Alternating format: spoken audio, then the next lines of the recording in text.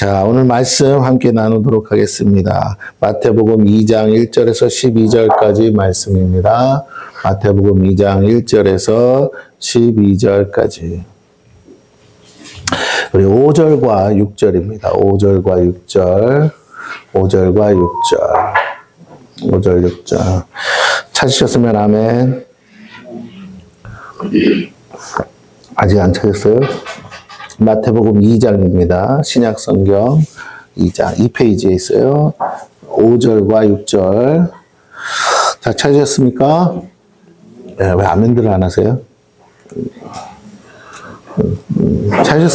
찾으셨으면 아멘. 네, 아주 아멘 좀 크게 해주세요. 네. 자, 우리 5절부터 6절입니다. 큰 목소리로 함께 합독하겠습니다. 시작. 이르되 유대 베들레헴이오니 이는 선지자로 이렇게 기록된 바 또 유대 땅 베들레헴아 너는 유대 고을 중에서 가장 작지 아니하도다. 내게서 한 다스리는 자가 나와서 내 백성 이스라엘의 목자가 되리라 하였음이니이다. 아멘. 예. 이따가 우리 예배 끝나고 선물 교환식이 있죠. 예. 오늘 혹시 선물 안 가져오신 분 있으세요? 네, 안 가져오신 분들은 이따가 뽑을 때, 추천권 뽑을 때, 뭐라고요? 뭔 소리야? 뭐라고요? 자꾸 왜 근데 뭐 이상한 짓을 하세요? 자, 추천권 뽑을 때, 일단은 보류하시고, 내신 분들만 일단 추천권 뽑아주시면 감사하겠습니다. 자, 어쨌든, 예, 그렇습니다. 그렇게 광고를 하고요. 오늘 제목은, 그리스도가 나신 곳, 그리스도가 나신 곳. 보통 설교할 때 예수님 탄생에 대해서 설교 많이 합니다. 여러분 많이 들으셨죠? 여기 교회 적어도 교회를 1, 2년 다닌 게 아니니까 수차례 들었을 건데, 오늘은 좀 다른 각도에서 예수님이 나신 곳, 이게 예언되어 있거든요. 그래서, 이게 중요하다. 그런 의미에서 오늘 그것에 대해서 함께 은혜를 나누고자 합니다. 오늘은 기쁜 성탄절이죠. 예, 우리 아기 예수가 이 땅에 탄생하신 날입니다. 무려 여러분 2025년하고도 3년 전에 아기 예수가 유대 땅에 나셨습니다. 예, 뭐 2025년 딱 이렇게 생각하는데 그렇지 않아요. 실제로 예수님 탄생일은 2025년 플러스 3년입니다. 선지자들의 예언대로 동정녀의 몸에서 나셨대요. 동정녀 마리아에게서 나셨다. 인류의 구원자로 말씀이신 하나님께서 인간의 육신의 몸을 입고 사람으로 오신 날이다라는 것이죠. 하나님이 사람으로 오셨다라는 겁니다. 우리의 모든 죄를 사하기 위해 당신 자신을 속전으로 주고자 인간의 몸으로 오셨죠. 하나님은 죽을 수 없지만 인간의 몸을 입고 사람으로 오셨기에 이제 죽을 수 있게 되었어요. 죄는 없지만 우리의 죄값을 대신 지불해 주시기 위해서 죽으러 오신 거죠. 태어나셨지만 죽으러 오신 거예요. 그 결과 믿는 모든 자들에게 죄사함의 은혜를 베푸시고 부활의 능력을 믿고 따르는 우리 모두를 영생으로 인도하시려고 오셨습니다. 그 아기 예수가 그런데 어디에 나셨냐라는 거예요. 바로 유대 땅 베들레헴에 나셨다고 성경은 말씀하고 있습니다. 오늘 이 말씀을 통해서 그곳에서 일어난 한 사건을 우리가 살펴보고 우리에게 주시는 은혜를 함께 나누고자 합니다. 말씀 봅니다. 1절에서 3절입니다. 1절에서 3절. 오늘은 좀 길지 않으니까 우리가 다 합독하겠습니다. 1절에서 3절 합독합니다. 시작. 헤로드 왕 때에 예수께서 유대 베들레헴에서 나시매 동방으로부터 박사들이 예루살렘에 이르러 말하되 유대인의 왕으로 나시니가 어디 계시냐? 우리가 동방에서 그의 별을 보고 그에게 경배하러 왔노라 하니 헤로드 왕과 온 예루살렘이 듣고 소동한지라. 자, 예수님은 언제 태어나셨을까요? 정확한 연도와 날짜를 알 수는 없지만, 아까 연도는 나왔다고 그랬죠. 그러나 날짜는 알 수 없지만, 성경은 헤롯 왕이 통치하던 때라고 말씀하고 있어요.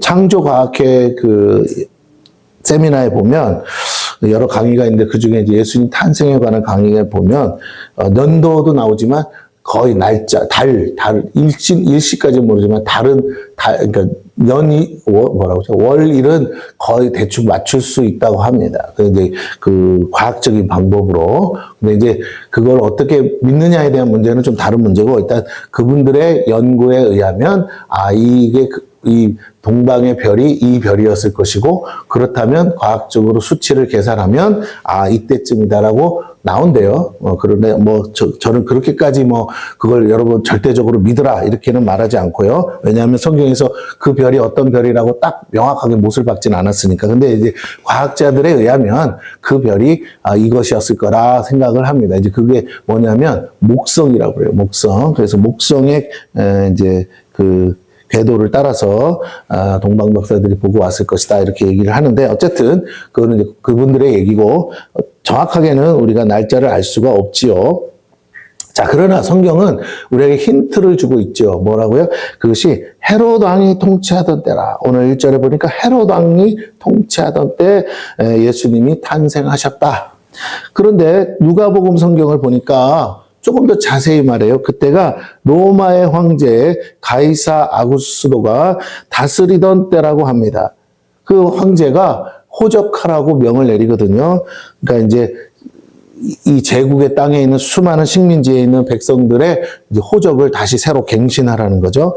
그리고 그 구레뇨라는 사람이 수리아의 총독으로 있었을 때, 처음 임명받아 왔을 때 그 명을 받고 왔어요. 그래가지고 오자마자 황제의 명을 받아서 호적을 명했습니다. 그때 이제 예수님이 탄생하시고 예수님이 요셉과 마리아가 함께 베들레헴에 가서 호적을 신고했다는 거죠. 예, 이게 중요합니다. 그러니까 예수님이 오시긴 오셨는데 아무 때나 오신 게 아니라 이 역사적인 사건과 맞물려서 오셨다는 거예요. 다시 좀 말하면 예수님의 탄생은 역사적 사건을 바탕으로 한 역사적 사실이었다는 거예요. 태어나자마자 호적 조사를 했고, 태어나시자마자 우리가 말하면 동사무소 가서 뭐라고요? 출생 신고를 하셨다는 거예요. 이게 중요합니다. 무슨 유대인들끼리의 출생 신고가 아니라 로마의 행정에 출생 신고를 명확하게 하셨다는 거예요. 이게 역사적 사실이다라는 것이죠. 그리고 헤롯은 유대의 분봉왕으로서 다스리고 있었습니다. 각 민족마다 분봉왕이 있어요. 그 로마의 통치는 이제 그렇게 했어요. 식민지가 워낙 많다 보니까 그 나라, 그 민족을 이제 약간의 인정을 해주는 거죠. 그래서 그 분봉왕을 세우고 그보다 더 이제 많은 지역, 여러 왕들이 있는 곳을 총괄적으로 다스리는 로마의 관원이 있습니다. 그게 총독이에요. 그래서 그 총독으로 아까 말한 구레뇨라는 사람이 그게 임명돼서 와서 그곳을 통치했습니다. 이 팔레스타인 지역을 누가 다스렸냐? 이 총독이 다스리는 거죠. 그런데 그때 한 무리의 사람들이 등장을 합니다. 바로 동방 박사들이죠. 이들의 수는 정확히 알 수 없지만, 그리고 그들의 신분은 매우 높은 직위를 가진 사람들이라는 것을 우리가 알 수 있어요. 왜냐하면 그 당시엔 이동간에 이게 쉽지 않잖아요. 낙타 타고 이렇게 오는데 이게 보통 그냥 올 수 있는 게 아니에요. 경비가 많이 듭니다. 그리고 이 사람들은 혼자 오는 게 아니죠. 적어도 수하에 많은 사람들을 데리고 오는 거기 때문에 한 사람이 온다고 해도 그 밑에 그 종들을 데리고 오면 한 20-30명 같이 오는 거예요. 왜냐하면 몇 날 며칠이 걸릴지 모르잖아요. 그러면 그 짐, 그 다음에 경비, 그리고 먹는 거, 이런 여러 가지들을 다 준비해야 돼요. 그러니까 보통의 신분이나 또 경제적 능력이 되지 않으면 이 여행을 할 수가 없죠. 이 사람들을 동방에서 이렇게 올 정도의 사람들이면 그 겉모습부터 시작해서 그 행차하는 모습들이 예사롭지 않은 사람들인 것을 알 수가 있어요. 그래서 오죽하면 예루살렘에 왔을 때 제일 먼저 누구라고요? 헤롯 왕을 바로 직견할 수 있었어요. 아무나 만나줍니까, 헤롯 왕이? 근데 그들을 보니까 보통 사람들이 아니거든요. 외모나 행색이. 그렇기 때문에 그들을 만나줬다는 사실만 봐도 이 사람들이 신분이 매우 높은 직위의 사람들이라는 것을 알 수가 있습니다. 단순한 박사가 아니라 그 시대 왕족이나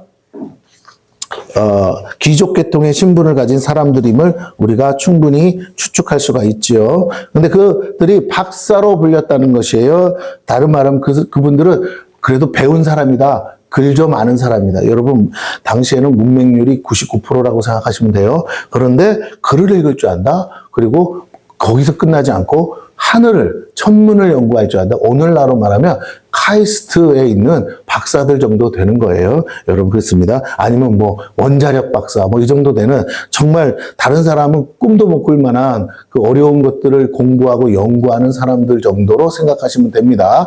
그 당시에 천문은 최고의 학문이에요, 여러분.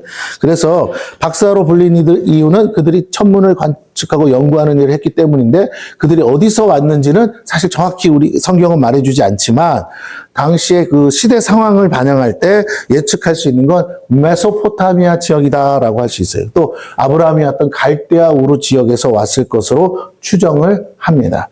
왜냐하면 당시에 그곳을 동방이라고 명칭했기 때문이고, 그 당시 가장 천문 지리가 발달한 것도 바로 그쪽 지역이었어요. 여러분이 이제 세계를 여행하다 보면 알 수 있어요.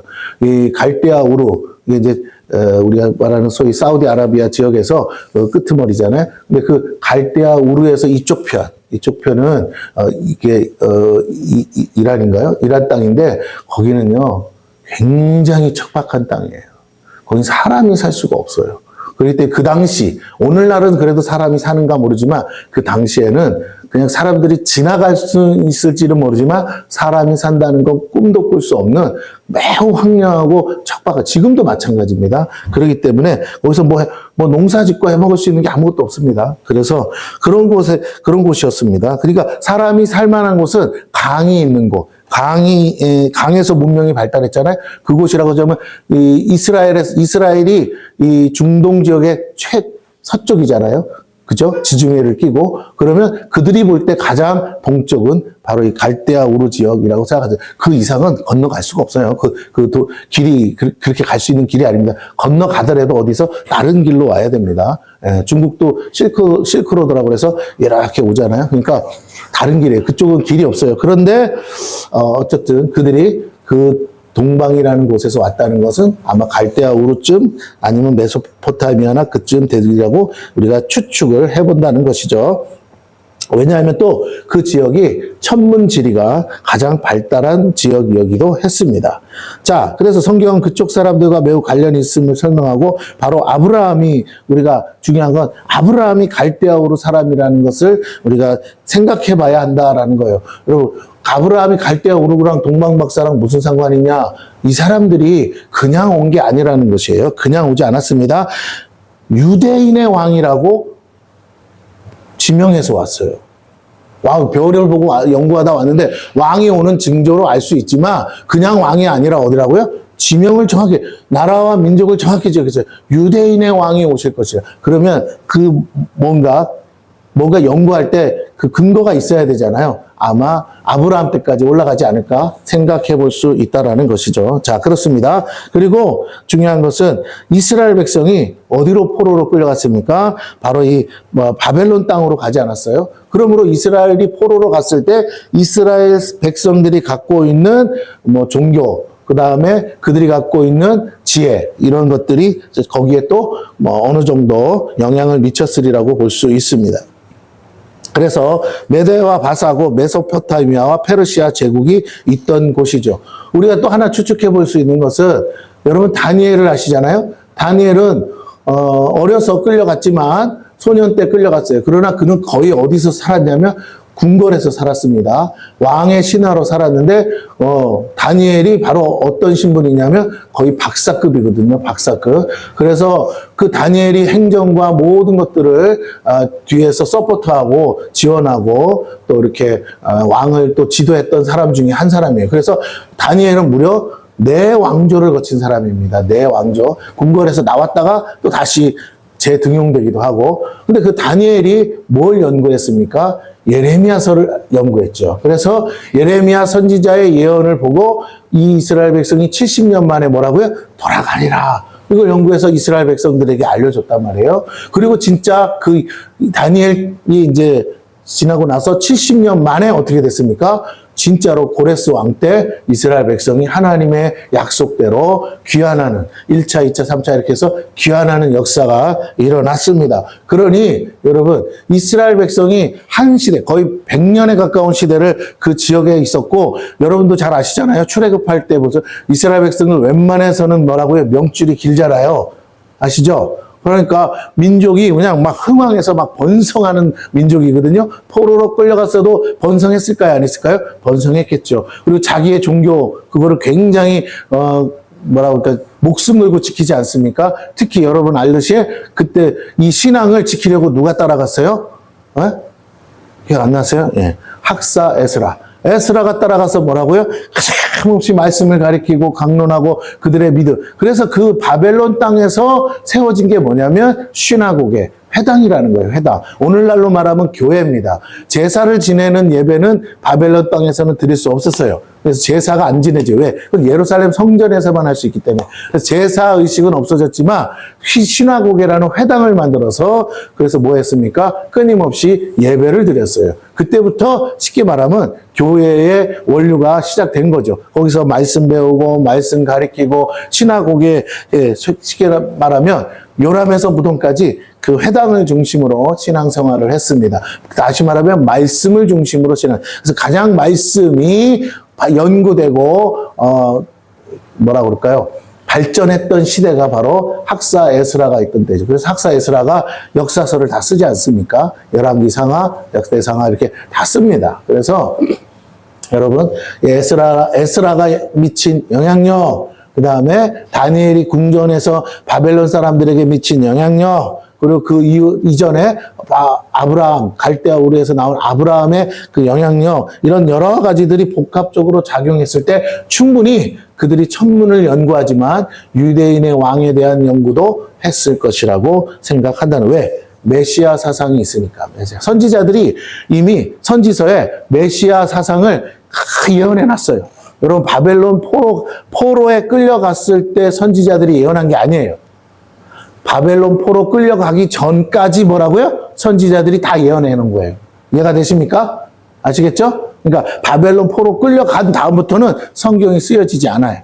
구약 성경이. 그리고 다 돌아온 그 예언서들을 가지고 다 오는 거예요. 그래서 회개하라 했는데 회개 안 했으니까 포로로 끌려갔지만 그들이 써놓은 예언에 기록된 예언에는 회복의 약속도 있어요. 그리고 마지막에 예수님이 다시 오셔서 이 땅을 회복하신다라는 메시아 사상이 그들에게 다 퍼졌어요. 바벨론 포로 때 그들 안에 있는 신앙심은 메시아 사상인 거예요. 네, 여전히 그들은 바벨론의 식민지였습니다. 또 와서는 독립을 못하고 어떻게 됐습니까? 로마의 식민지가 될 수밖에 없었죠. 제국만 바뀌었어요. 제국만. 그래서 자기 나라를 독립하지 못하다가 독립운동을 언제 했느냐? 예수님 탄생 전 400년 동안 유대인들이 그 신구약 중간기라고 하는 그 중간기에 400년의 시간 동안 독립운동을 많이 했습니다. 독립운동을 그건 또 너무 시간이 많이 가니까 어쨌든 그때도 그 가장 그들의 신앙의 뿌리가 뭐냐면 메시아 사상이에요. 헬라어로 말하면 그리스도가 오신다라는 것이죠.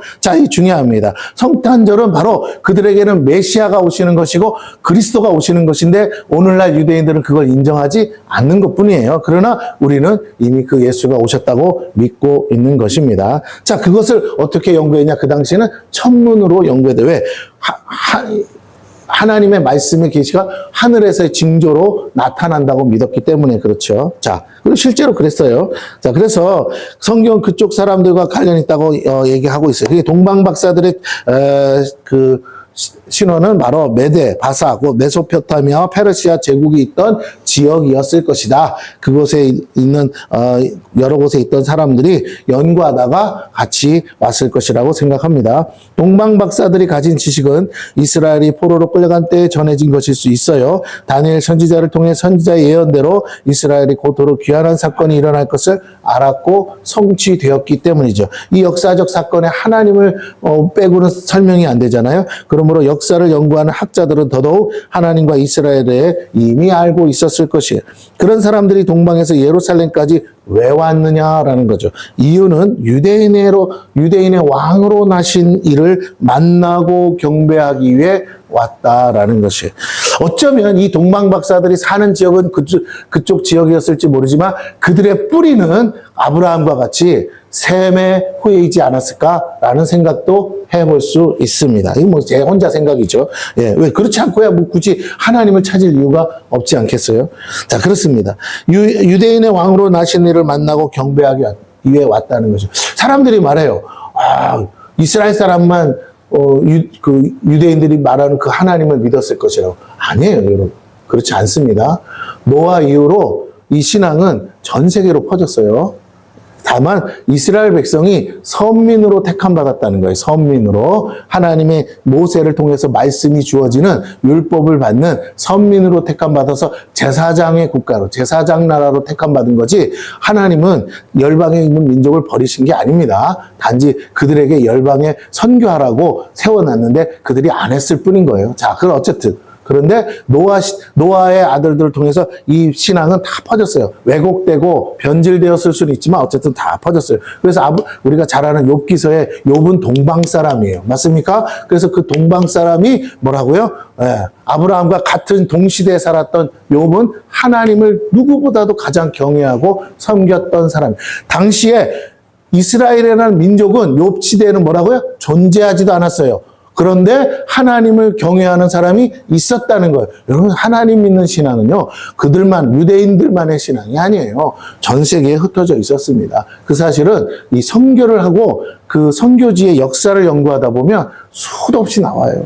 하나님을 모르는 사람들이 하나님을 기다리고 있다는 이 간증들이 얼마나 많은지 아세요? 자, 그래서 어쨌든 뭐 여기까지 너무 깊이 들어가면 안 되니까. 자, 그들은 학문을 연구하면서 갑작스럽게 나타난 별을 보고 하늘 징조를 깨달았죠. 그리고 유대인의 왕이 날 징조라고 해석하고, 이렇게 그렇게 어떻게 그걸 알 수 있었는지는 우리는 알 수는 없지만 분명한 건 별을 보고 왔다고 말하고 있지요. 그 별이 다른 나라의 왕의 징조가 아니라 유대인의 왕으로 날 아기에 대한 징조로 알고 왔다는 것이죠.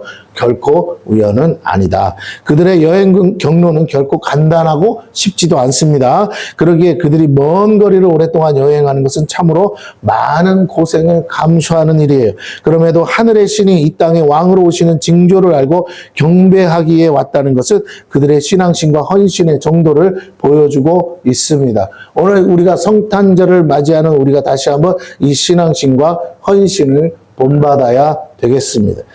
성탄절 예배를 드리는 것보다 다른 것에 우선순위를 둔다면 우리는 동방 박사들의 헌신에 비해 매우 부끄럽기 짝이 없다는 것이겠죠. 여러분, 그래요. 우리 선교사님들 이렇게 1시간 넘어서 오셨지만 이 정도 가지고 대단히 수고한 것처럼 생각하지 마시길 바래요. 저도 청년 때 온누리교회 좀 다닐 때는요, 제가 마석에 살았어요. 마석에 새벽부터 와가지고 와서 예배 드렸어요. 은혜 받을 때는요, 1부 예배부터 들었어요. 1부 예배 드리려면 새벽 5시에 일어나야 돼요. 그래가지고 1부, 2부, 3부, 4부, 5부 막 이렇게 예배 드렸거든요. 7부까지 있는데 7부 예배까지 다 드리고 간 적도 있어요. 하도 은혜를 받아가지고. 예. 뭐 여러분에게 그렇게까지는 하라고 안 해요. 내가 7부까지 예배 드릴 힘도 없고. 그러나 중요한 건 그래요. 은혜 받으면 거리는 문제가 안 돼요. 나의 상황도 문제가 안 돼요. 갈급하고 목마르고 힘들면 힘들수록 하나님을 찾게 되고 있고 매달리게 되어 있고 예배를 사모하게 되어 있습니다. 예배를 사모하지 않는 것은요, 은혜가 없다는 것이에요. 여러분, 하나님의 은혜를 구하세요. 하나님 내게도 그런 은혜를 주셔. 그 열심은 내가 만들어내서 되는 게 아니에요. 은혜가 오면요, 열심은 당연히 나오게 되어 있어요. 멀다고 못 되니 그렇지 않아요. 여러분, 제가 아는 우리 가까운 와우리 교회도요, 여기 그 교적 그 교구가 있거든요. 교구 보니까 저 수원, 용인 뭐 이런 데서, 안산, 저 평택 이런 데서 오더라고요. 여러분, 그렇습니다. 멀리서도 다 와요. 예. 거기 뭐 장로님들도 아주 멀리 살아도 다 오더라고요. 여러분, 그러기 때문에 큰 교회일수록 지역이 넓잖아요. 그러니까 우리가 한번 생각해 봐야 돼요. 일부 예배 섬기는 분들은 얼마나 일찍 나오겠어요. 오늘 우리가 신앙생활을 너무 안이하게, 평이하게 해서는 안 됩니다. 그냥 잘 거 다 하자고, 그냥 쉴 거 다 하자. 아이고, 그냥 이 나이에. 그러기에는 하나님 앞에서 나이 따지면 안 되잖아요. 그죠? 그러니까 만군의 여호와 하나님을 섬기는 저와 여러분이 어찌 나이 타령을 합니까? 아이고, 내 몸이 건강이 안 좋아서요. 아니, 그러니까 하나님 앞에 열심을 내세요. 하나님이 여러분에게 건강을 주실 줄로 믿습니다. 할렐루야. 네, 사명 있는 자는 죽지 않는다 했잖아요. 자, 그렇습니다. 오늘 우리에게 그런 헌신과 열심이 다시 한번 불일 듯 일어나기를 축원합니다. 나를 위해 오시고 나를 구원하러 오신 예수를 맞이하는 일 아닙니까? 동방 박사들은 아직 오시지 않은 예수를 맞이하기에 왔다면 우리는 이미 오신 예수를 기념하기에 모이는 것인데도 헌신하지 않는다면 매우 부끄럽지 않겠어요? 그죠? 여기 옆에 사랑제일교회도 보니까 막 사람들이 벤츠 끌고 오고 BMW 끌고 오더라고요. 여러분 생각해 보세요. 요 동네 사는 사람이 뭐하러 차를 끌고 옵니까? 이해가 되세요? 뭐 차 자랑하려고 끌고 옵니까? 그냥 걸어오면 되지. 예, 이 동네 안 사니까. 그러니까 멀리서도 온다는 거예요. 돈 많이 벌어서 복 받아가지고 좋은 아파트 사는데 거기서 차 끌고 오더라는 거예요. 1시간이든 30분이든. 여러분 다시 한번 여러분도 복 받아서 멀리서들 좋은 차 타고 오시기를 축원합니다. 아멘? 아멘도 안 하시네. 나는 그냥 걸어 다닐래요. 그러셔도 돼요. 그러나 기왕이면 여러분 좋은 데서 저기 어디야 용인 같은 데 가면 전원주택 살잖아요. 그런 데서 뭐 10억짜리 20억짜리 전원주택 사시면서 차 끌고 오세요. 나 안 말려요. 할렐루야. 어떻게 아멘 안. 우리 설교사님도 전원주택에 사신다니까 지금. 하나님의 은혜로. 나 가봤잖아요. 전원주택이야. 거기 다 전부 전원주택이잖아요. 그거 살려면 10억 정도 줘야 돼요. 네, 하나님 얼마나 사랑하시면 당장 오자마자 전원주택에다가 살게 하시냐고요. 그러니까. 거기 뭐 장로님, 권사님 사시는데 별로 집에서 보지를 못한대요. 당신들은 거기 살면서도. 네, 그냥 혼자 사시는 거예요. 할렐루야? 갈 데도 없고. 그죠? 그러니까. 애 유치원 보내고 나면 할 일 없어 거기 계시죠. 두 부부가. 아니에요? 어디 돌아다니세요? 갈 데 없잖아요. 애만 왔다 갔다 하잖아요, 유치원. 그러니까, 좋은 집에 살고 있어요. 근데 집이 나는 따로 이렇게 조그맣게 뭐 창고처럼 해놓은 줄 알고 그게 아니고, 그게 한 집이에요, 한 집. 별채가 있고, 본 집이 있어요. 다 연결돼 있어요. 너무 멋있게 잘 되었더라고요. 자, 다시 한번 말씀을 드립니다. 여러분, 우리가 하나님의 은혜 가운데 축복을 받아서 누리실 수 있는 여러분 되기를 바랍니다. 여러분 좋은 집 주고 멋진 차 줘서 오게 하시려면요. 여러분이 하나님을 향한 열심이 있어야 돼요. 헌신이 있어야 돼요. 동방박사 박사들 같은 마음이 있어야 돼요. 내가 너 복 줘서 좋은 집 사는데 1시간 멀리 산다? 그래도 뭐라고요? 오려는 비가 오나 눈이 오나 달려오려는 마음 있는 자에게 하나님이 그런 복도 은혜도 주실 줄로 믿습니다. 할렐루야. 네, 우리 집사님도 홍천에 땅이 생겼대요. 네, 홍천에 가시지만 주일날은 오셔야 되는 거예요. 할렐루야. 네, 그러니까 오셔야 돼요. 안 오신다 그러면 내가 섭섭해. 그 땅 물릴 거야 내가 기도해서. 네.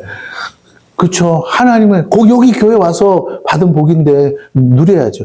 주중에는 안 오셔도 돼. 거기서 또 하실 일이 있으니. 그러나 하나님이 땅을 1000평 넘게 주셨다는데 그러면 어떻게 해요? 거기서 뭐예요? 하실 일 하고 그 다음에 또 주일날 오셔서 예배드리면 얼마나 좋겠어요. 하나님이 차도 주실 줄로 믿습니다. 할렐루야. 그런 차 타세요. 픽업 트럭. 크고 큰 차. 그런 거 하나 하나님이 주셔가지고 타고 왔다 갔다 하시면 아주 멋있고 좋을 것 같아요. 자, 그렇습니다. 제가 그랬어요. 거기다가 기왕이면 이름을 우리 교회 수양관으로 해 주십시오. 그랬어요. 비닐하우스도 막 하시고 막 하신다는데, 기왕이면. 그래서 우리가 수양관처럼 쓰면 얼마나 좋겠냐. 그렇습니다. 여러분. 다시 한번 여러분에게 도전합니다. 하나님을 향한 열심이 2026년도에 불일 듯 일어나기를 축원합니다. 할렐루야. 그럼요. 청년 취직했죠? 그러면 어떻게? 주일날은 교회로. 할렐루야. 취직시켜놨더니 나는 멀어서 못해. 그따위 소리 하면 당장 잘립니다. 아시겠죠? 자, 일산에 취직이 됐어요. 회사가 일산에 있대요. 그러나 교회는 봉담에 있어요. 할렐루야. 자, 안 오는 만큼 한 주일 빠지시는 만큼 월급이 줄을지어다. 자, 어쨌든 제가 드리고 싶은 얘기는 이거예요. 여러분, 하나님은요 아무에게나 복 안 줘요. 여러분의 마음이 하나님께 있을 때 주실 줄로 믿습니다.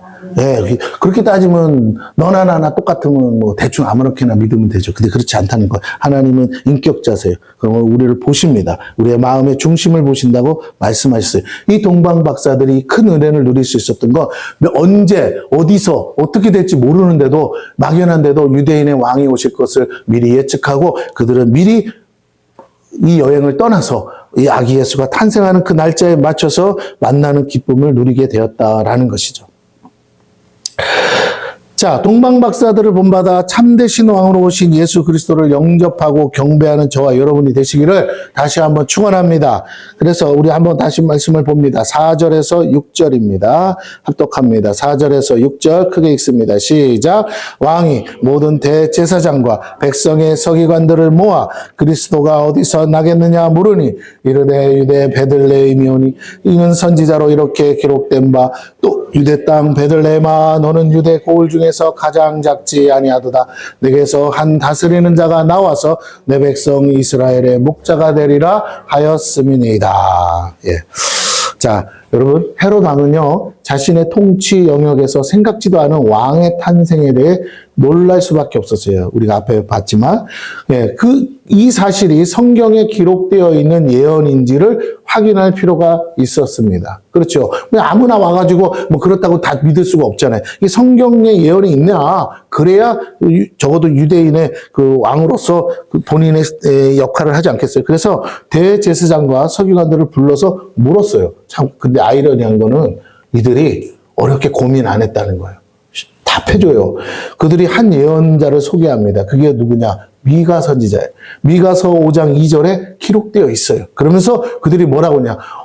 어디서 날 거를 정확히 얘기해 줬다는 거예요. 오늘 본문에 나오듯이 유대 베들레헴에 관한 예언이었어요. 바로 그곳에 메시아가 탄생할 것에 대해서 아주 신속하게 답이 딱 나옵니다.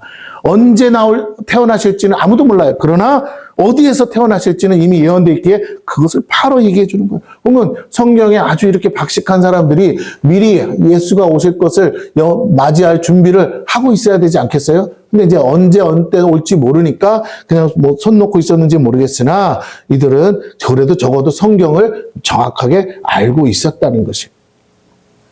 대제사장과 서기관들은 성경에 기록된 이 예언의 말씀을 알고 있었을 뿐만 아니라 언제 메시아가 탄생할 것인지에 대해서 연구하고 있었겠죠. 그러나 그가 어디서 나올 것인지에 대해서는 알고 있었다는 것입니다. 하나님은 유대 땅 베들레헴을 특별히 선택하시고 당신의 아들을 그곳에 유대 땅이 얼마나 넓은지 몰라요. 그런데 하필이면 어디에? 베들레헴이라는 곳에 하나님이 딱 지목하셔서 거기에 내 아들을 내가 보내겠다라고 하셨다는 것이에요. 그러므로 베들레헴은 매우 특별한 장소입니다. 비록 작은 동네에 불과하지만 그것이 메시아 탄생지로서 이미 선지자를 통해 예언되었기에 특별한 곳이라는 거예요. 여러분, 특별하다는 의미가 화려하고 멋있고 남들이 보기에 의리의리한 그런 것만이 아니라는 것이죠. 하나님은요, 희한하게 인생들이 보기에 멋지고 아름다운 곳을 택하시는 것이 아니라 사람들의 관심 밖에 있는 장소를 택하시면서 그곳에서 하나님은 특별한 역사를 일으키셨다라는 것이에요. 사람도 마찬가지예요. 사람들 보기에 와 대단하다 이런 사람들을 택하지 않고 정말 뭐 할까 다 알지도 못하는 사람들을 불러서 하나님의 일을 맡기시더라는 것이에요.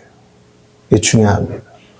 우리 다음 주에 선교사님 간증 설교하시겠지만 정말 그냥 뭐 하실지 모르는 분 같이 생겼는데 그죠? 그냥 어디 택배 기사 같이 생기셨어요.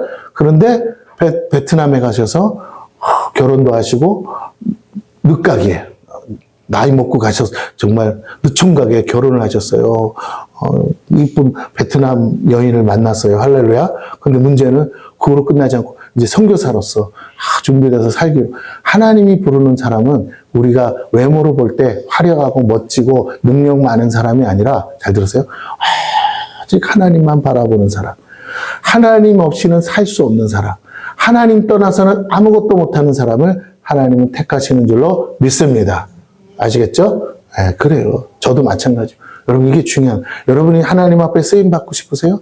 여러분이 돈이 있냐 없냐 능력이 있느냐 그게 중요한 게 아니라 여러분의 마음의 중심이 하나님 없이는 저는 살 수 없어요 라고 고백하는 사람에게 하나님은 주목하여 보시고 때가 되면 그를 통해 일하시는 줄로 믿습니다. 그래요. 제가 유튜브 보다가 한 얘기, 그 용감한 형제라는 그 작곡가들 있잖아요. 그 사람이 참, 형편없이 살다가 이제 예수를 믿게 돼서 그래서 작곡가의 인생을 가는데 일이 잘 안 풀리다가 조그만 사무실 안에 쳐놓고 하는데 안 풀린 거예요. 그런데 어느 날 갑자기 간증하기를 소파에 누워 있는데 주님이 진짜로 나타나셨대요. 나타나서 오자마자 다짜고짜 내가 너를 복주리라, 이제부터 대박 날이라, 부자 되게 해주겠다 하는데 그날로부터 작곡을 했는데 다 히트를 쳐가지고 대박이 나더라. 그러면서 하는 말이 실제로 이렇게 누워서 자고 있는데 주님이 나타난 것을 눈으로, 그리고 막 말씀을 하시는데 고막이 터질 정도로 얘기하시고, 그러면서 너무 두렵고 놀라가지고 그걸 처음 경험하니까 하나님 살아계시다는 걸 지금도 막 생각하면 두렵고 떨리더래요. 새롭게 하소서에 나오더라고요. 여러분, 그래요. 하나님이 오셔야 돼요. 하나님이 오신 영혼은 인생이 바뀔 수 있는 줄로 믿습니다. 그럼 어때야 된다고요? 바닥을 쳐야 돼요. 정말 인생이 고난이 필요해서, 고난을 주고 싶어서가 아니라 인생이 고난을 경험하지 않으면 하나님을 찾지를 않아요. 얼마나 교만하고 강팍하니. 그래서 바닷 가운데서 오직 하나님만을 찾고 매달릴 때 주님이 오시고 찾으시고 만나셔서 역사하는 일이 일어날 줄로 믿습니다. 그래서 그가 고백하는 거예요. 내가 쓴 곡은 내가 쓴 게 아니고, 내가 이렇게 잘된 것은 내가 잘된 것이 아니고 하나님이 말씀하시고 약속한 대로 되었다. 이거 만나는 사람에게, 자기가 키우는 가수들에게 다 증거하지 않겠습니까? 네, 그런 거예요. 여러분, 하나님이 함께 하시는 사람 되시기를 축원합니다. 자, 그래서 문제는 다른 이스라엘 사람들은 그곳이 특별한 곳인지를 알지 못했다는 거예요. 정작 베들레헴에 사는 사람들조차도 몰랐다는 거예요. 이게 문제죠. 대제사장과 서기관들만 알았어요. 왜, 어떻게 할 수 있어요? 성경에 기록되어 있으니까. 그 당시에는 문명이 높았다고 그랬잖아요. 99%라고. 그러니까 일반 유대인들, 백성들은 글을 몰라요. 성경을 읽을 수도 없어요. 네. 그런데 이들만 알았어요. 이게 중요합니다. 이들이 주님을 맞이했냐 안 맞이했냐를 떠나서 그들이 그것을 알고 있었다는 사실을 여러분이 성경으로 안다면 여러분도 하나님의 비밀을 아는 방법은 간단해요. 140일 작정하고 기도하고 금식해서 아는 게 아니고 성경을 부지런히 살펴보시기를 축원합니다. 거기에는 나를 향한 계획도 있어요. 하나님의 계획이 곧 내 계획이에요. 하나님의 뜻이 내 뜻이에요. 할렐루야. 잠언서의 말씀처럼 사람이 그 길을 계획할지라도 그것을 인도하시는 이는 여호와시라.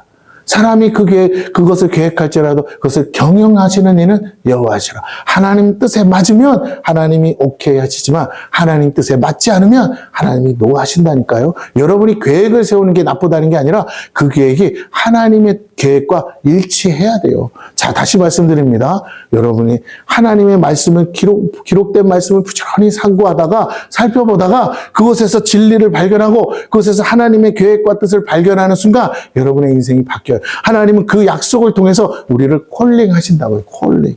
이해가 되십니까? 이게 중요한 거예요. 베들레헴 사람들이 만약 자기가 베들레헴에 태어난 이유를 알았더라면 그 목자들과 같이 뭐라고요? 예수님 오셨을 때 아기 예수를 맞이하러 오지 않았겠냐는 거예요. 몰랐으니까. 성경을 모르니까. 이게 중요합니다. 자, 그들에게 모르는 걸 죄라고 부를 게 아니라 그들이 성경을 몰랐다는 게 문제예요. 오늘 우리는 그 성경을 갖고 있습니다. 알고 있습니다. 부지런히 상고하셔서 오늘 이 시대 가운데 하나님이 나를 이 봉담이라는 곳에, 이 작은 곳에 부르신 목적과 뜻을 아시고 여기서 내가 해야 될 일을 깨달으시고 하나님의 약속의 말씀을 붙드는 저와 여러분 되기를 축원합니다. 이곳이 바로 주님이 이 시대 가운데 다시 오기 원하시는 작은 베들레헴인 줄로 믿습니다. 성경은 그 시와 날짜에 대해서 우리가 알 바가 아니라고 하세요. 그러나 하나님은 친절하게도 장소에 대해서는 언제나 예언하셔요. 하나님의 주권하에 역사가 쓰여질 때 하나님은 한 장소를 택하시고 그곳에서 일하실 걸 약속하세요. 제가 기도원에서 원목을 할 때 나를 여기서 그냥 처박아 두시고 이 골짜기에서 나를 이제 그냥 주님 오시는 날까지 죽이시나 보다 하고 있었어요. 그러나 어느 날 돼서 하나님이 거기서 나를 빼서, 그것도 긴 시간에 한 1년 있다가 빼서 여기에다가 개척을 하게 할 줄 내가 알았겠냐고요. 사실 그때는 개척할 마음도 없었고 개척이라는 거 생각도 안 했어요. 해다가 말아먹었으니까 다시는 하고 싶지 않은 일이었어요. 근데 하나님이 사람들을 붙이면서 여기에 아무것도 가진 것도 없는데도 이곳에 교회를 세우게 해주셨어요. 그렇습니다. 하나님의 계획이 있습니다. 하나님의 뜻이 있습니다. 여기 교회가 없었습니까? 아니에요. 여기에 사람들이 정말로 하나님의 계획은 어디에 있는지 모르지만 분명한 것은 약속의 말씀대로요. 이곳에 많은 영혼이 몰려오리라. 할렐루야. 요새는 제가 어떻게 기도하는지 아세요? 그것이 이 지역에 아파트가 세워졌으니까 많이 온가? 그게 아니고요. 다른 것도 아니고 우리 교회를 개척할 때 주신 말씀이니까 뭐라고? 많은 영혼들이 몰려오리라? 오는 게 보이잖아요. 근데 더 중요한 거, 이 교회로 많은 영혼들이 몰려오리라. 할렐루야. 그 약속인 줄로 이제 내가 그 약속의 말씀이 있어요. 네, 우리 이제 내가 신년 예배 때 전하는 우리 이사야서 60장에 그 약속이 있어요. 그러므로 여러분, 오늘 우리가 이 약속을 붙들고 기도하시는 저와 여러분 되기를 축원합니다. 베들레헴은 하나님의 약속의 장소잖아요. 예언된 장소로서 매우 거룩하고 경건한 장소입니다. 하나님의 주권하에 역사가 쓰여질 때마다 하나님은 이렇게 특별한 장소를 예비해 놓으셨어요. 야곱이 베델에서 하나님을 만났던 것처럼 대제사장과 서기관들은 그 사실을 알고도 아기 예수고 메시아를 맞을 준비가 전혀 되어 있지는 않았어요. 그들은 그것을 특별한 곳으로 여기지도 않았습니다.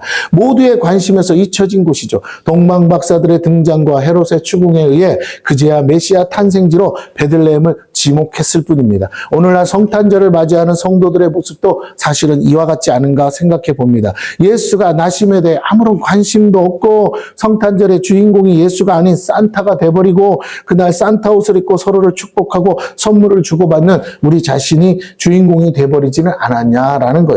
정작 주님을 맞이할 준비를 해야 될 대제사장과 서기관들은 아무런 준비도 되어 있지 않았고 도리어 먼 이방 땅 동방에서 온 이름도 모르는 박사들은 유대인의 왕으로 오신 아기 예수를 맞이하게 달려왔다는 것입니다.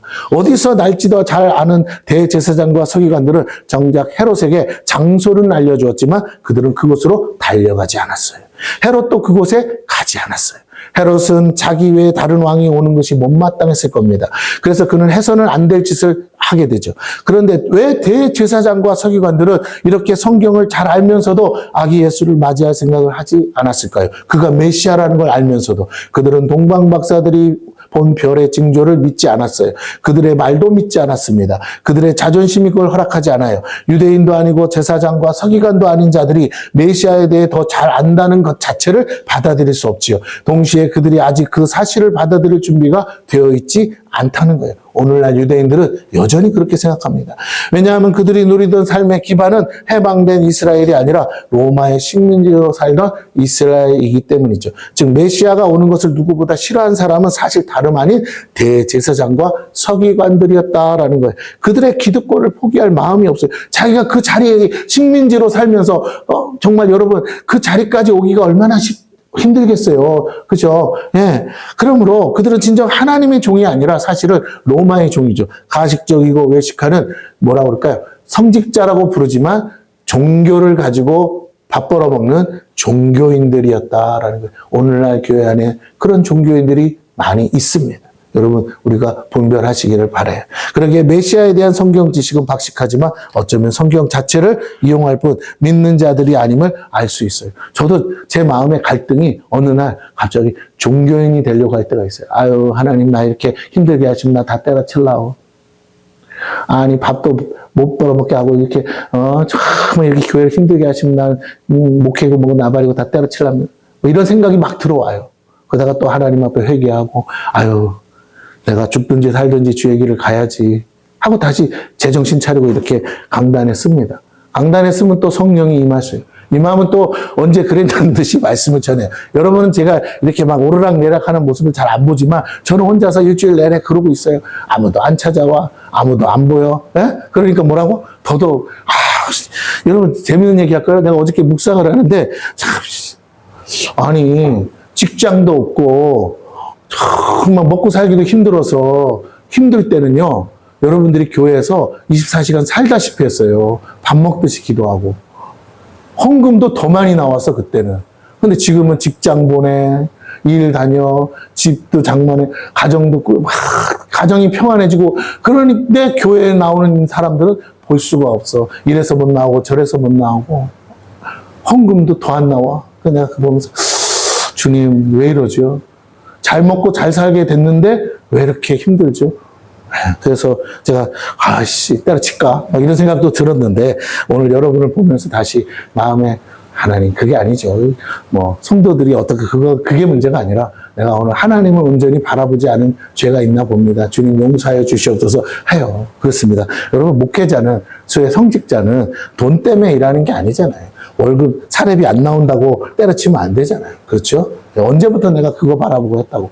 그렇습니다. 다시 여러분에게 말씀드립니다. 우리가 신앙인으로 사는지 종교인으로 사는지 하나님이 뭐 기도하는데 안 들어주셨다고 때려칠 건지 아니요 나는 끝까지 하나님을 믿습니다. 내가 받은 구원 이건 결코 포기할 수 없고 놓칠 수 없는데 내가 영생을 얻었고 천국 가야 되는데 내가 이까짓 거 먹고 살 길 막막하다고 하나님을 등져서야 때려쳤어야 되겠습니다. 그러면 내가 믿는 믿음이 가짜라는 소리밖에 더 됩니까? 그죠? 그래서 안 돼요. 여러분 어떤 어려움이 와도 어떤 시련이 와도 어떤 고난이 와도 믿음만큼은 극복하시는 저와 여러분 되기를 축원합니다. 할렐루야.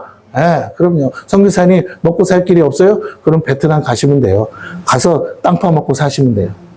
할렐루야. 그죠? 동네 가면 농사 지을 때 많죠. 빈 땅도 많아. 가서 열심히 농사 지으세요. 영혼구원 하려고 선교사 됐지. 내가 뭐 돈 많이 벌려고 선교사 된 거 아니잖아요. 할렐루야. 하나님이 하시면 전원주택에도 살게 해주시는구나 믿으시고 자유하시면 하나님이 일하실 줄로 믿습니다. 그럼요. 한 영혼을 내가 1년 360을 지내면서 한 영혼도 구원 못하는 것을 안타까워해야지 내가 오늘도 뭐 어디 가서 뭐 벌어먹고 사냐 못 사냐 이걸로 고민하시면 안 돼요. 오늘 저와 여러분도 마찬가지입니다. 내가 오늘도 이러고 사냐 이걸로 고민하지 마시고 여러분 내가 주님을 위해서 살고 있는가 그것을 고민하시는 저와 여러분 되기를 축원합니다. 여러분 종교인 되지 마세요. 여러분은 정말 하나님의 성도들이 되시기를 축원합니다. 성경 자체를 이용할 뿐 믿는 자들이 아니었지요. 믿지도 않는 성경을 가지고 백성을 속이는 종교인들이었어요. 그걸로 밥 벌어먹는 거죠. 통일교회 교주들처럼 창고에 280억이나 쌓아놓고 정치인들에게 뇌물 줘가면서 그렇게 하는 사람, 그런 사람 되면 안 돼요. 우상 숭배하는 자들보다 더 못한 사람들입니다. 세례 요한은 그들을 향해 독사의 자식이라고 하지 말하지 않았어요? 이스라엘을 다스릴 목자가 날 곳인 베들레헴은 아무도 찾지 않는 장소가 됐어요. 그들은 알면서도 찾지 않았어요. 하지만 박사들은 기뻐했습니다. 어디로 가야 할지 이제 알았어요. 그들이 찾는 예수를 만나기 위한 장소가 베들레헴이요 아기 예수가 나신 곳이고 별이 그들을 이끌고 가던 장소입니다. 그들이 베들레헴이라고 말해준다고 베들레헴이 어디인지 어떻게 알아요? 그런데 별이 인도했죠. 온 인류를 구원할 메시아가 나신 장소에 주님은 가장 조용하고 작은 마을로 오셨습니다. 아무도 알아주지 않는 작은 동네에 오셨어요.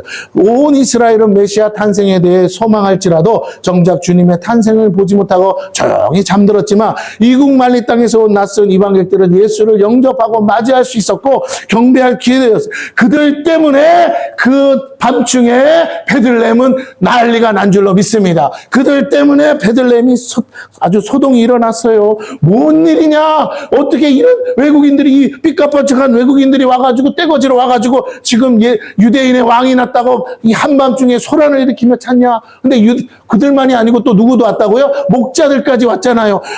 양떼들 끌고 와가지고는 막 온 동네를 휘두르면서 도대체 아기 예수가 어디 났냐 하면서 막 찾았는데 결국 여관에 말 구유해서 아기 예수가 난 것을 보고 참 신기한 거 그때의 베들레헴에 난 아기는 아기 예수밖에 없었다는 거죠.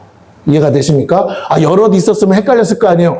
아기 예수밖에 안 났었어요. 그래서 찾을 수 있었어요. 그리고 찾았어요. 그리고 그들이 경배했습니다. 이들도 별을 보고 왔지만 별을 보고 왔어도 그 여관은 못 찾을 수 있잖아요. 그런데 먼저 목자들이 먼저 왔고 그래서 찾을 수 있었다는 것이에요. 여러분 이게 중요합니다. 이들이 예수님을 영접하고 맞이할 수 있었고 경배할 기회를 얻었다. 이것이 역사의 아이러니죠. 동시에 하나님이 이렇게 간절히 소망하고 기대하는 자들을 찾으시고 은혜를 허락하셨다는 거예요. 어떤 자격도 어떤 조건도 따지지 않고 오직 그 마음에 예수를 영접하고 그를 경배하기 위해 나오는 자들을 차별하지 않고 맞아주셨어요. 진정 구원받아야 할 이스라엘은 메시아를 외면했지만 동방의 박사들은 그들을 영접함으로 구원의 반열에 들게 되었습니다. 이것이 하나님이 주시는 구원의 은혜이죠. 우리 주님은 누구든지 환영하십니다. 그러나 아무나 그를 만날 수는 없다는 사실을 여러분 깨달으셔야 돼요. 오직 그 마음에 믿음을 가진 자, 그 믿음으로 예수를 구하는 자들에게 허락된 은혜인 줄로 믿습니다. 7절과 8절을 다시 읽습니다. 시작. 이에 헤롯이 가만히 박사들을 불러 별이 나타난 때를 자세히 묻고 베들레헴으로 보내며 이르되 가서 아기에 대하여 자세히 알아보고 찾거든 내게 구하여 나도 가서 그에게 경배하게 하라. 헤롯은 진정 아기 예수를 경배하기 원했을까요? 아니라는 거 우리 잘 알죠? 하지만 박사들은 그 말을 믿었습니다. 그러나 분명한 사실은 이후에 하나님은 그들을 꿈에 계시하심으로 헤롯을 피하게 하셨어요. 사람은 속여도 하나님은 속일 수 없습니다. 사람들은 헤롯에 대해 알지 못해도 하나님은 그 속까지 알고 계세요. 우리는 그 하나님을 믿고 있습니다. 이것이 중요해요. 우리의 중심이 진정 어떠한지를 깨달아야 됩니다. 인생 살면서 자꾸 사람 따라가지 마시고 하나님을 따라가시고 하나님의 약속의 말씀 따라가는 저와 여러분 되기를 축원합니다. 베들레헴을 찾는 것보다 내 마음이 베들레헴이 되어야 된다는 거예요. 여러분 오늘의 전하는 메시지의 핵심이 이겁니다. 베들레헴에 나신 아기 예수를 만나는 것보다 내 마음에 베들레헴에 예수가 오셔야 돼. 이 동방 박사들이 볼 때 이게 베들레헴이라고 하니까 베들레헴인 거지 여기가 베들레헴이라고 한들라 아닌데 그게 뭐가 중요하겠어요. 별이 거기에 멈췄다는 것이고 거기에 찾아보니까 아기 예수가 나셨다는 거죠. 뭐예요? 약속의 말씀대로 선지자의 예언대로 나셨다는 거예요. 할렐루야. 그리고 하늘의 징조를 통해서 이가 유대인의 왕이라고 계시해 주셨다는 것입니다. 이게 중요한 거예요. 그리고 왔던 목동들이 말해요. 누굴 만났다고? 천사를 만났다고. 할렐루야. 이것이 중요한 거예요, 여러분.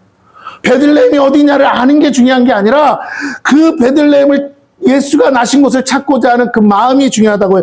오늘 내 마음에 베들레헴이 이루어지지 않으면 예수가 어디다 났다고 한들 가본들 무슨 소용이 있겠냐는 거예요. 오늘 여러분 안이 그 예수가 나신 베들레헴 되시기를 축원합니다. 여러분의 가정이 그 베들레헴 되셔야 돼요. 아기 예수를 맞이하면 뭘 한다고요? 경배하듯이 여러분의 마음이 하나님 아기 예수를 경배해야 되고 여러분의 가정이 아기 예수를 경배해야 되고 여러분의 직장이 아기 예수를 경배해야 돼요. 제가 오늘도 유튜브 잠깐 뭘 보다가 아주 은혜로운 게 있어가지고 하나 이런 밴드에다 올려놨어요. 뭐냐?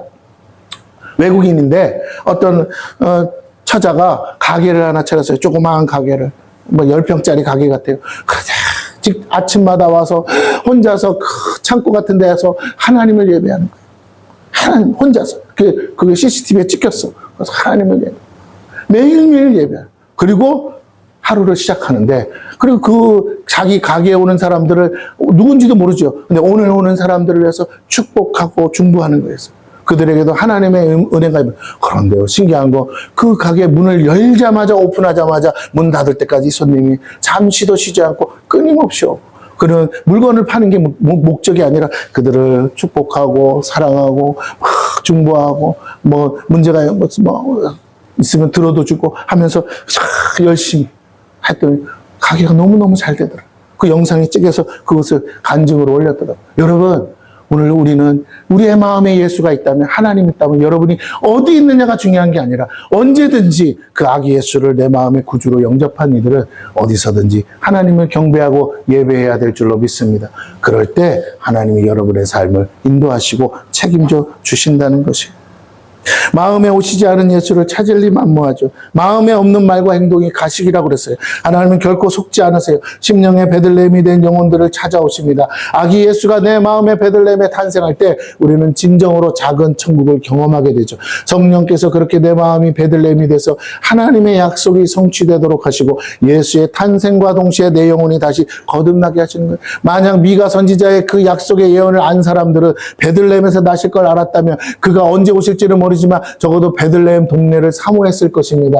베들레헴의 동네 사람이 만약 알았다면 자기 동네에 예수가 오실 것을 알았다면 그들은 늘 그것을 마음에 품고 기도했을 것이에요. 오늘 우리는 지금 이미 오셨지만 우리 이 안에 내 안에 성령이 오신다고 약속했기에 그 예수가 오신 줄로 믿으시기를 바랍니다. 아기 예수가 내 마음에 베들레헴에 탄생할 때 우리는 진정으로 예수를 경험해요. 성령께서 그렇게 내 마음이 베들레헴 되어서 하나님의 약속이 성취되도록 하시고 예수의 탄생과 동시에 내 영혼이 다시 거듭납니다. 예수와 함께 우리도 다시 새롭게 거듭나야 되겠어요. 영의 구원뿐 아니라 우리 마음의 구원도 이루어 작은 베들레헴이 돼. 예수만 새로 태어나는 게 아니라 우리도 새로 태어난 줄로 믿습니다. 그래서 내 안에 계신 예수께 경배할 때 하늘의 영광이요 땅에는 평화가 임하는 것이에요.